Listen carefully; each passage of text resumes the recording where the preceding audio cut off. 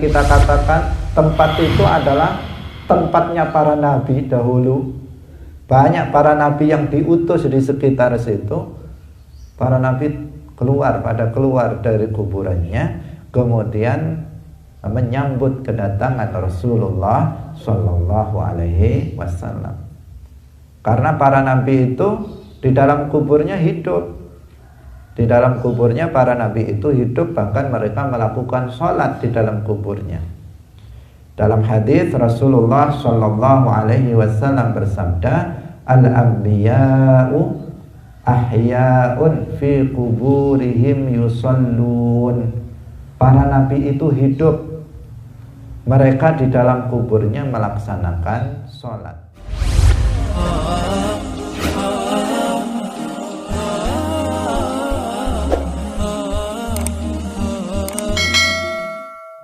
Tahirun bidaini dayulaqabu atahu Ibrahimu min sariyah wa ummuhu Mariyatul Qibtiyah wa khairu Ibrahim min Khadijah sittatun fakhud bihim walijah wa arba'un minal inasi tudkaru ridwanu rabbil jami'i yudkaru Fatimatu Zahra baluha Ali wa banahuma sibtani fadluhum jalim wa Zainabun wa ba'daha Ruqayyah wa Ummu Kulthumin zakat Radiyah an tis'in niswatin wafatul Mustafa khairna fakhtarna nabiyal muqtafa Aisyatun wa Hafsatun wa Sauda Safiyatun Maimunatun wa Ramlah Hindun wa Zainabun kada Juwairiyah lil mu'minina ummahatun mardiyah Hamzatu ammuhu wa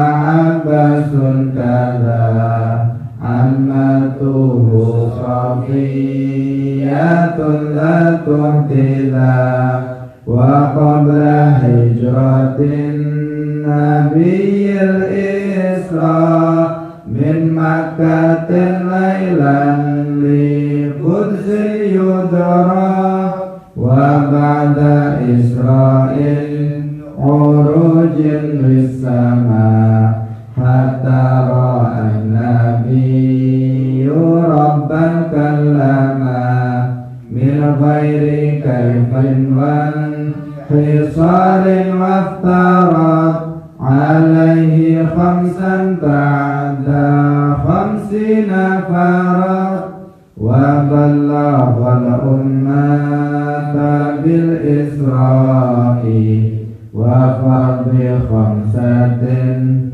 bil amtira'i wa faza siddiqun bitasdiq lahu bil uruji sidqu wa fa'ahlahu.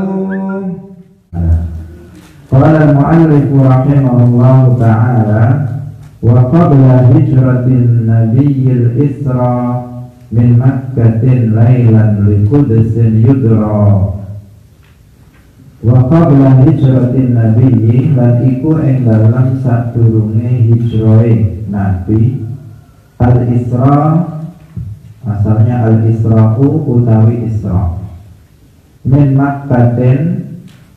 Kalau normal dalam bahasa Arab itu bacanya min makkata karena termasuk isim ghairu munsharif.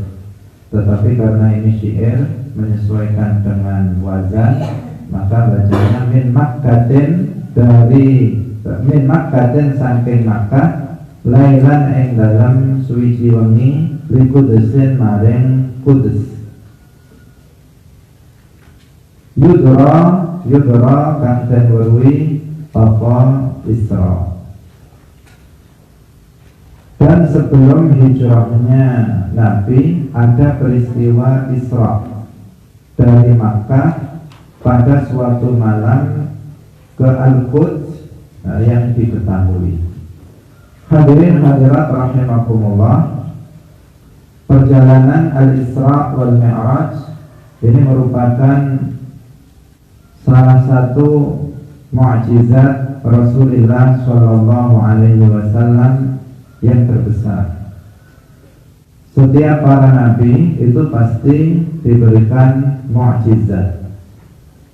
Mukjizat kita ketahui adalah sesuatu yang luar biasa, amrun khariqun lil adah, sesuatu yang luar biasa yang terjadi pada seorang yang mengaku sebagai seorang nabi. Jadi ya'ti ala wafqi da'wa manid da'au an-nubuwwah, yang sesuatu yang luar biasa itu datang untuk mendukung, untuk membenarkan pengakuan seseorang yang mengaku menjadi seorang nabi. Yang sesuatu itu salimun minal mu'arabati bil mithli, yang tidak bisa ditandingi oleh sesuatu yang lainnya, oleh hal yang serupa, itu tidak bisa ditandingi. Jadi itu yang disebut dengan mukjizat. Jadi ada seseorang mengaku menjadi seorang nabi, dia mengatakan saya adalah nabi Allah, saya adalah Rasulullah. Kemudian muncul sesuatu yang luar biasa, khariqun lil 'adah, bukan sekadar menakjubkan, tetapi sesuatu yang di luar kebiasaan, yang itu adalah membenarkan pengakuan orang itu menjadi seorang nabi. Artinya dengan adanya mukjizat itu seakan-akan mukjizat itu mengatakan bahwa pengakuan orang ini bahwa dia nabi itu adalah benar. Buktinya adalah dengan adanya sesuatu yang luar biasa yang terjadi pada diri seorang nabi itu. Nah, dan mukjizat ini tidak bisa dilawan atau dikalahkan oleh sesuatu hal yang sama. Inilah yang disebut dengan mukjizat. Maka sesuatu yang sesuatu yang luar biasa, tetapi terjadinya bukan pada orang yang mengaku menjadi seorang nabi, tetapi pada orang yang soleh misalnya, itu tidak disebut mukjizat, tetapi disebut sebagai karomah. Karomah itu kalau terjadinya pada siapa? Yang terjadinya adalah pada seorang wali, namanya adalah karomah. Jika terjadinya itu pada orang yang kafir, maka itu bisa disebut sihir, terkadang berupa sihir, atau terkadang itu adalah berupa istidraj. Jadi sesuatu yang diberikan kepada dia, sesuatu yang luar biasa, yang itu apa?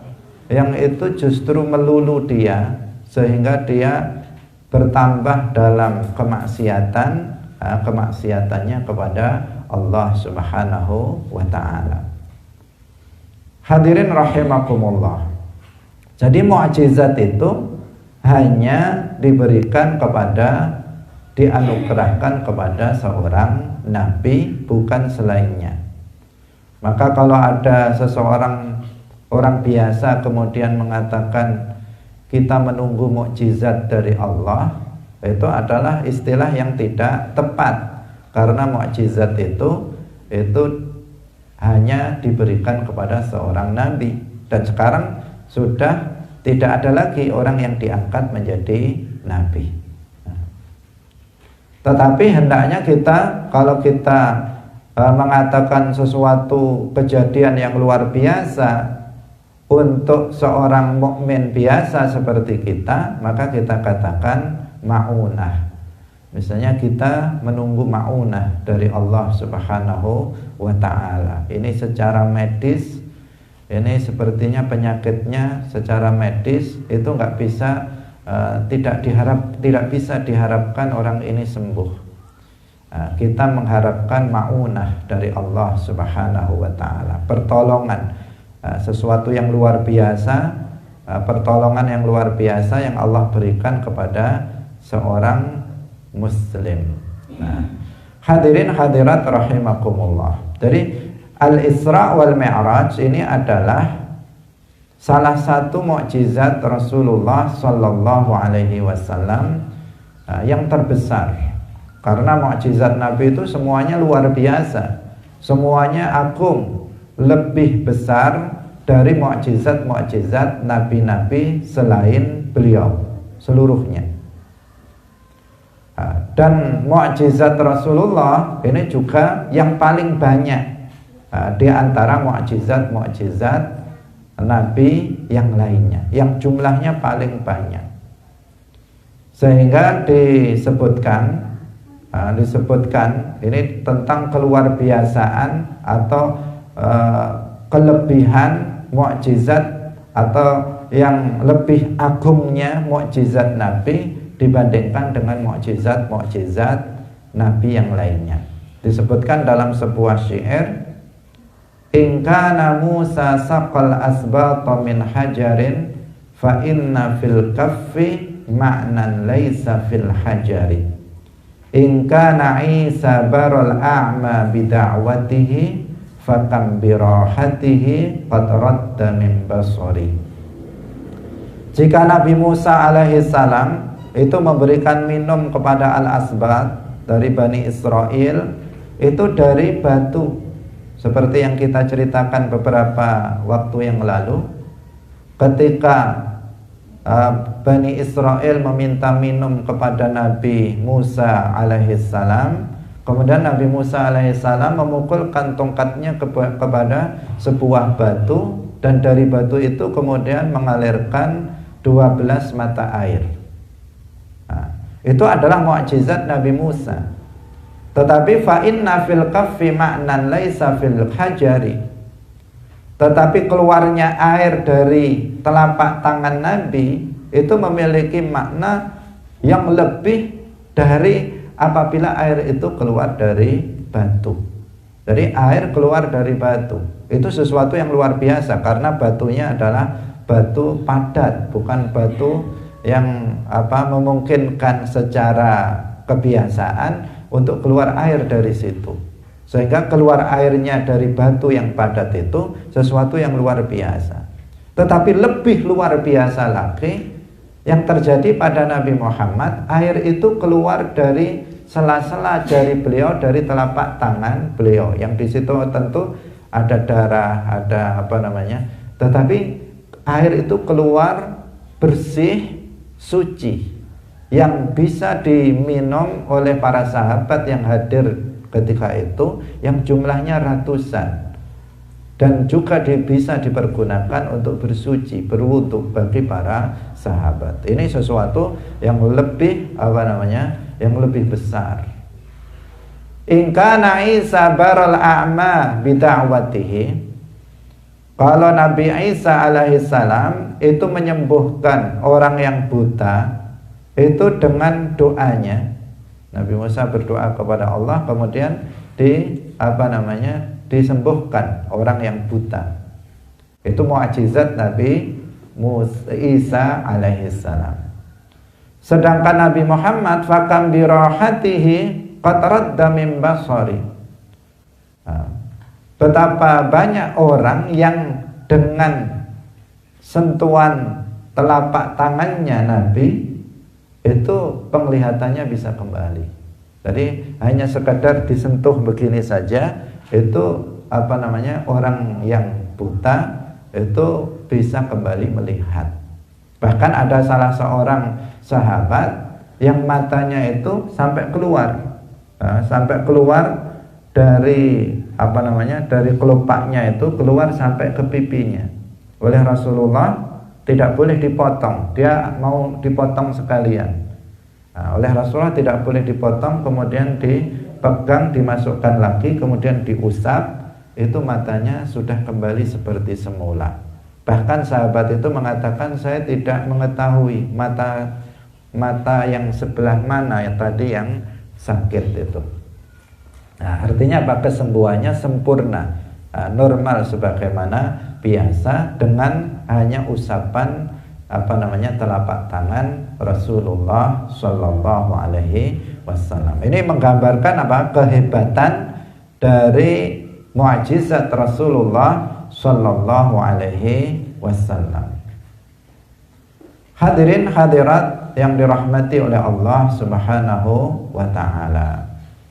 Al-Isra wal Mi'raj adalah salah satu mukjizat yang teragung dari Nabi kita Muhammad Sallallahu Alaihi Wasallam. Secara bahasa, Al-Isra itu dari kata asra, itu artinya adalah perjalanan di waktu malam. Jadi asra itu secara bahasa artinya apa? Berjalan di waktu malam.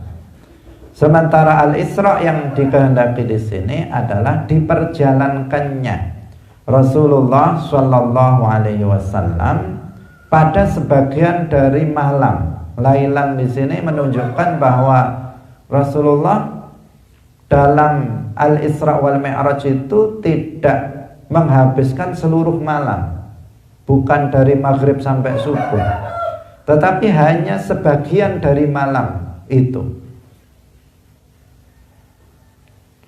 Artinya dalam waktu yang sangat singkat. Padahal dengan jalur biasa, perjalanan dari Makkah ke Palestina itu memakan waktu yang sangat lama. Apalagi perjalanan dari bumi ke atas langit ketujuh. Dikatakan bahwa antara satu langit dengan langit itu jaraknya 500 tahun perjalanan. Artinya memerlukan waktu berapa lama kalau itu ditempuh dengan jalur biasa. Tetapi itu adalah mukjizat, sesuatu yang luar biasa yang Allah berikan kepada Nabi Muhammad. Beliau diperjalankan oleh Allah dari dari Al-Masjidil Haram yang ada di Makkah menuju ke ke Baitul Maqdis yang ada di Palestina dalam waktu sebagian dari malam, tidak sampai satu malam, apalagi berhari-hari. Hadirin hadirat rahimakumullah, mu'alif di sini menjelaskan bahwa peristiwa Al-Isra itu terjadi sebelum hijrahnya Nabi Muhammad Sallallahu Alaihi Wasallam. Terjadinya berarti di Makkah, ketika beliau di Makkah, bukan ketika beliau sudah tinggal di Madinah. Sehingga dikatakan tadi bahwa perjalanan Isra ini dimulai dari Masjidil Haram, sebagaimana disebutkan dalam ayat Al-Quran surat Al-Isra ayat 1. Allah Subhanahu wa Ta'ala berfirman, Subhanalladzi asra bi'abdihi laylan minal masjidil harami ilal masjidil aqsa alladzi barakna hawlahu linuriyahu min ayatina innahu huwas sami'ul basir. Jadi di situ dikatakan apa? Lailan minal masjidil haram. Masjidil haram ini ada di Makkah. Disebut Masjidil Haram itu karena masjid ini memiliki kemuliaan, dihormatihi karena memiliki kemuliaan yang berbeda dengan masjid-masjid yang lain, dan memiliki hukum-hukum khusus yang berbeda dengan masjid-masjid yang lainnya. Di antara keutamaan masjid ini, siapa yang dia sholat di masjid tersebut, maka pahalanya dilipat gandakan sampai 100.000 kali lipat. Itu diantara keistimewaan dari Masjidil Haram. Kita sholat di Masjidil Haram pahalanya 100.000 kali lipat. Nah, semoga kita semuanya bisa ke sana karena keutamaan ini. Kemudian Masjidil Haram ini juga letaknya di Tanah Haram. Nah, Tanah Haram itu ada Tanah Haram Makkah, ada Tanah Haram Madinah. Keduanya disebut Tanah Haram karena memiliki kemuliaan. Dua tanah ini memiliki kemuliaan indallah dibandingkan dengan tanah-tanah di seluruh dunia ini. Dan di sana, di Makkah ini tidak diperbolehkan seseorang di Tanah Haram itu tidak diperbolehkan seseorang berburu binatang darat yang ada di sana.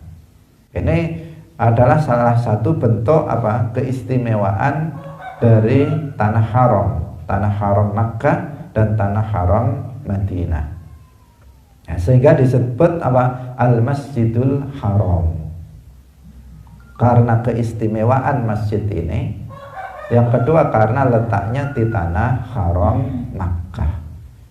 Nah, menuju mana? Menuju ke Al-Masjidil Aqsa.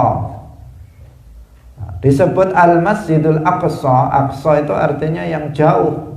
Al-Masjidil Aqsa, masjid yang jauh dari mana? Dari Masjidil Haram, dari Makkah.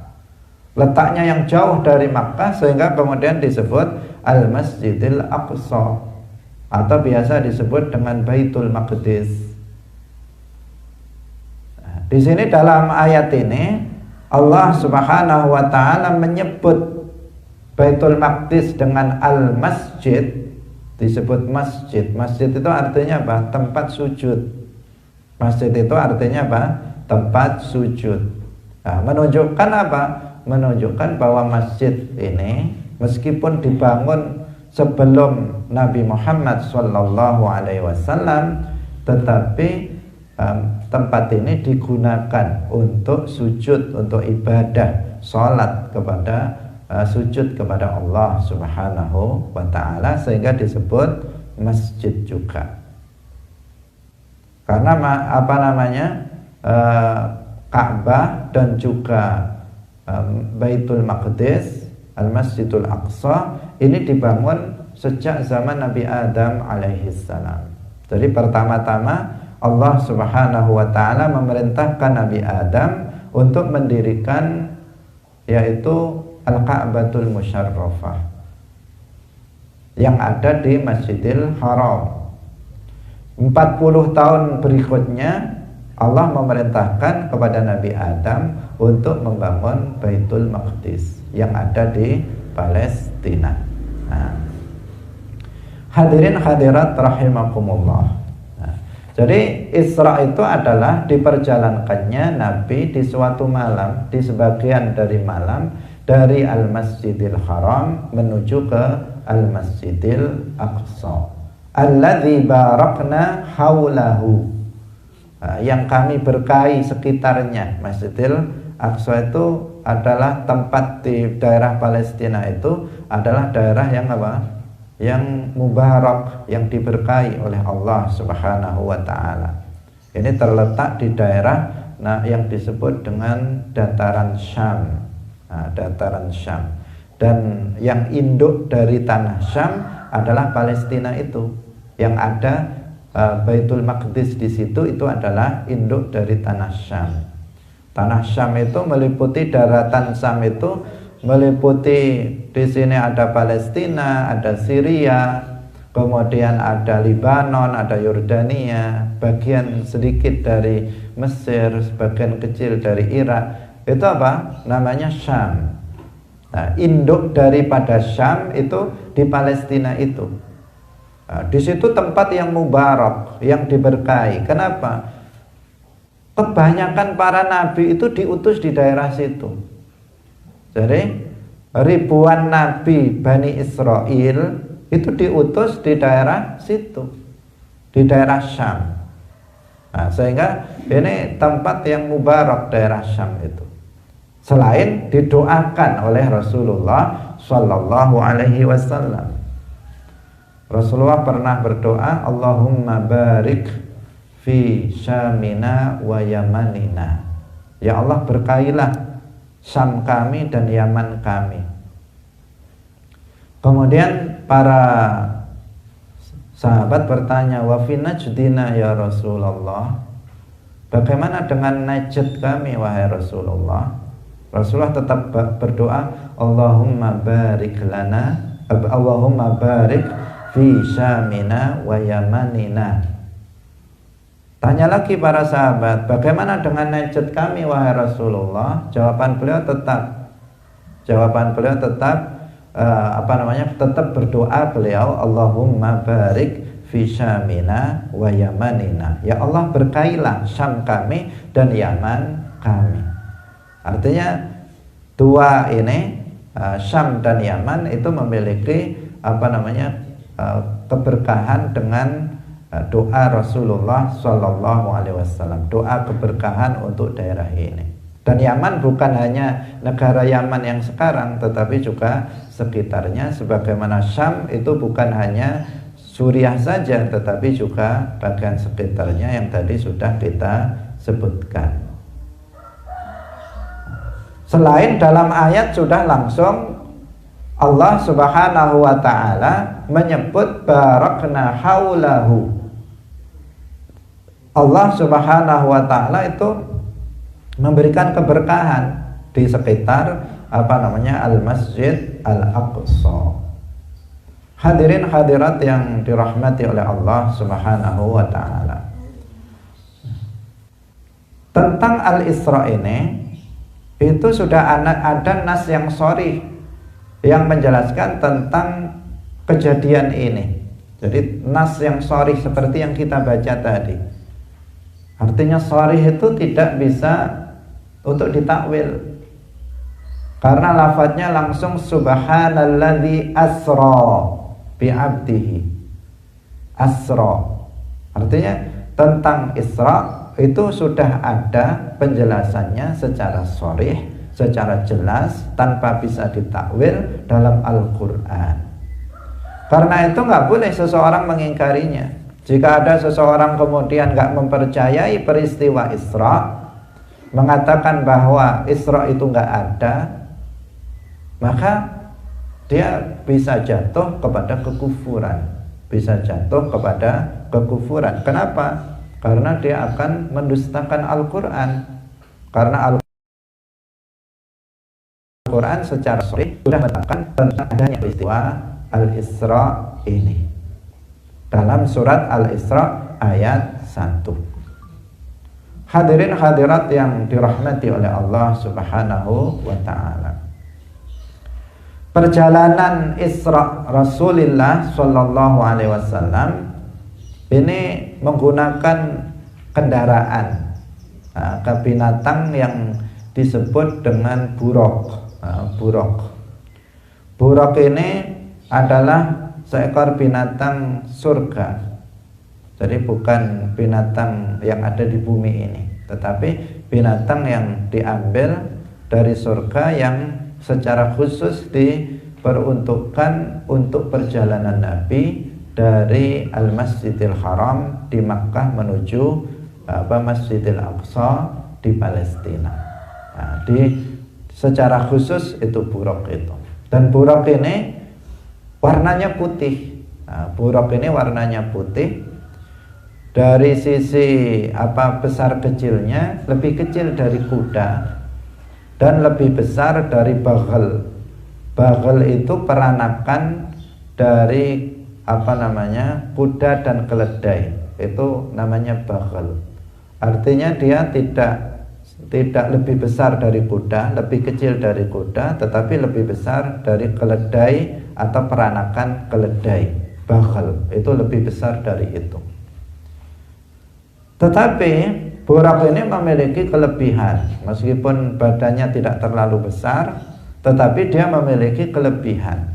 Kelebihannya adalah bahwa dia mampu untuk melangkahkan telapak kakinya itu sejauh matanya memandang. Jadi kalau di tempat yang datar, matanya melihat ke depan, bukan yang di depannya ada temboknya, bukan, tetapi yang di dataran yang datar, tidak naik turun, tidak ada penghalang. Ketika matanya melihat, sejauh matanya itu melihat, maka kakinya dilangkahkan. Artinya apa? Artinya bisa berjalan dengan sangat cepat. Dengan berjalan sangat cepat. Karena itu wajar jika kemudian beliau menempuh perjalanan dari dari Masjidil Haram di Makkah ke Palestina dalam waktu yang sangat singkat. Dalam waktu yang sangat singkat. Sehingga sekarang ada orang buat pesawat dinamakan buruk.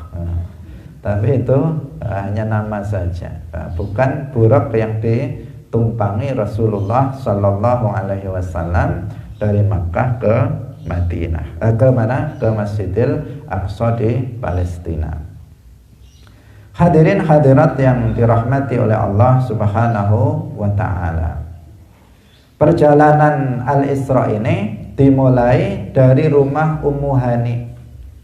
Jadi ketika itu di rumah Ummu Hani, Rasulullah Shallallahu Alaihi Wasallam itu tidur bersama pamannya yang bernama Hamzah dan keponakannya Ja'far bin Abi Thalib. Ketika itulah Rasulullah kemudian dijemput oleh malaikat Jibril alaihissalam. Sebelumnya dada Rasulullah dibelah. Sebagaimana ketika kecil pernah dada Rasulullah dibelah oleh malaikat Jibril alaihissalam ketika disusui oleh Al-Halimatus Sa'diyah, disusui oleh Halimatus Sa'diyah, yang dengan sebab kejadian itu kemudian Halimah mengembalikan Nabi Muhammad kepada ibunya. Yang untuk kedua kalinya dada Rasulullah itu dibelah kembali menjelang Rasulullah berangkat melakukan perjalanan Al-Isra wal Mi'raj. Kemudian hatinya itu dibasuh, dicuci dengan air Zam-Zam. Setelah itu dipenuhi hati beliau dengan kesempurnaan hikmah dan keimanan. Kemudian baru Rasulullah melakukan perjalanan Isra. Hadirin hadirat yang dirahmati oleh Allah Subhanahu wa taala. Dalam perjalanan Isra ini Rasulullah Shallallahu Alaihi Wasallam itu singgah di beberapa tempat. Jadi tidak langsung, tapi ada singgahnya di beberapa tempat. Yang pertama diantaranya adalah di Yathrib atau Tibah, yang kemudian itu menjadi nama Al-Madinatul Munawwarah. Jadi sebelum itu kan belum hijrah, tapi ketika Rasulullah melakukan perjalanan, pertama turun dulu di Yathrib. Di Yathrib beliau melakukan sholat 2 rakaat. Setelah selesai sholat, kemudian beliau melanjutkan perjalanannya lagi. Ketika sampai di Bukit Tursaina, Rasulullah turun lagi, singgah lagi di situ melakukan sholat sunnah. Kita tahu bahwa Bukit Tursaina adalah tempat di mana Nabi Musa alaihissalam itu diperdengarkan kalam Allah yang azali dan abadi, yang bukan merupakan bahasa, huruf dan suara. Artinya tempat yang mulia di sini. Asar dari Nabi Musa alaihissalam yang mendengar kalam Allah yang azali dan abadi, sehingga Nabi Musa diberi gelar Musa Kalimullah. Mendengarnya di mana? Mendengar kalam Allahnya di Bukit Tursaina. Tapi tidak menunjukkan bahwa Allah ada di Bukit Tursaina, karena Allah Subhanahu wa taala itu ada tanpa tempat. Nabi Muhammad Shallallahu Alaihi Wasallam nanti akan kita ceritakan, beliau mendengar kalam Allah ketika beliau di atas langit ke-7. Itu tidak menunjukkan bahwa Nabi Muhammad bahwa Allah itu ada di sana. Demikian juga ketika Nabi Musa itu diperdengarkan kalam Allah yang azali di bumi, di Bukit Tursaina, itu juga tidak menunjukkan bahwa Allah ada di sana. Karena Allah Subhanahu wa ta'ala yang menciptakan tempat, tidak membutuhkan kepada tempat. Karena Allah Subhanahu wa ta'ala ada sebelum terciptanya tempat tanpa tempat. Dan setelah terciptanya tempat, beliau tidak berubah, atau Allah tidak berubah, Allah tetap ada tanpa tempat. Hadirin hadirat yang dirahmati oleh Allah, kemudian melakukan perjalanan lagi sampai ke daerah Baitul Lahmin, yang orang sekarang menyebutnya Bethlehem. Namanya sebenarnya apa? Baitul Lahmin. Baitul Lahm itu adalah tempat kelahirannya Nabi Isa alaihi salam. Di sana Nabi Isa dilahirkan. Di Baitul Lahmin ini Rasulullah juga turun melakukan sholat di situ. Para ulama ini menjelaskan bahwa singgahnya Rasulullah Sallallahu Alaihi Wasallam di Yathrib, kemudian di Bukit Tursaina, kemudian di Baitul Lahm, ini semuanya adalah menggambarkan tentang bolehnya seorang muslim bertabarruk dengan athar dari para nabi. Jadi kenapa sholatnya kok di tempat-tempat bersejarah, di Yathrib yang nanti akan menjadi kota yang mulia, menjadi tanah haram yang nanti Rasulullah hijrah ke sana, di situ sholat. Ketika di Tursaina tempat asarnya Nabi Musa, di situ beliau sholat. Ketika di Baitul Lahm asarnya Nabi Isa alaihissalam, beliau sholat di situ. Padahal kalau tujuannya sekedar sholat kan di mana saja bisa. Tetapi Rasulullah memilih tempat-tempat itu asar dari para nabi. Maka ini adalah dalil bagi ahlus sunnah wal jamaah tentang bolehnya bertabarruk, ngalap berkah dengan asar peninggalan para nabi, itu boleh hukumnya. Demikian juga dengan asar para wali, itu juga boleh hukumnya. Kita ngalap berkah, kita meminta keberkahan dari Allah Subhanahu wa ta'ala dengan asar para nabi, dengan asar para wali. Bukan sesuatu yang haram, apalagi sampai syirik sebagaimana dituduhkan oleh orang-orang Wahabi. Orang Wahabi menyebut tabaruk itu syirik, padahal Rasulullah melakukannya dan Rasulullah mengajarkannya. Bahkan Rasulullah membagikan rambut beliau kepada para sahabat, membagikan kuku-kuku beliau yang beliau potong untuk para sahabat. Itu menunjukkan apa? Menunjukkan bahwa Rasulullah mengajarkan tabarruk kepada para sahabat. Dan itu kemudian dilakukan oleh para sahabat, para tabi'in, para tabi'it tabi'in, begitu seterusnya sampai pada zaman kita sekarang ini. Nah, maka harus diwaspadai kelompok Wahabi yang mensyirikkan orang yang melakukan tabarruk dengan athar para nabi dan para wali. Dalam peristiwa Isra ada dalil tentang kebolehan bertabarruk dengan athar para nabi, karena Rasulullah melakukannya. Hadirin hadirat yang dirahmati oleh Allah Subhanahu wa ta'ala, sesampainya Rasulullah Shallallahu Alaihi Wasallam di Masjidil Aqsa, di sana Rasulullah sudah disambut oleh para nabi.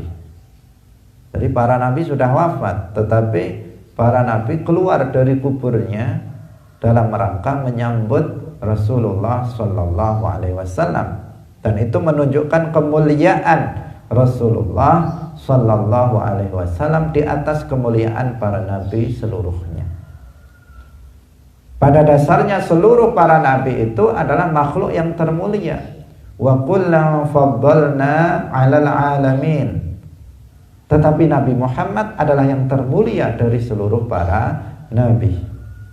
Sehingga ketika Rasulullah datang ke Masjidil Aqsa, yang mana tadi kita katakan tempat itu adalah tempatnya para nabi dahulu, banyak para nabi yang diutus di sekitar situ. Para nabi pada keluar dari kuburannya, kemudian menyambut kedatangan Rasulullah Shallallahu Alaihi Wasallam. Karena para nabi itu di dalam kuburnya hidup. Di dalam kuburnya para nabi itu hidup, bahkan mereka melakukan sholat di dalam kuburnya. Dalam hadis Rasulullah Shallallahu Alaihi Wasallam bersabda, al-anbiya'u ahya'un fi kuburihim yusallun. Para nabi itu hidup, mereka di dalam kuburnya melaksanakan sholat. Nah, kemudian mereka keluar dari kuburnya. Ini juga menunjukkan dalil juga bagi ahli sunnah wal jamaah, bahkan bahwa seorang nabi setelah kewafatannya masih bisa memberikan tasarruf, masih bisa melakukan sesuatu yang itu bisa memberikan manfaat untuk orang yang hidup dengan kehendak Allah Subhanahu wa ta'ala.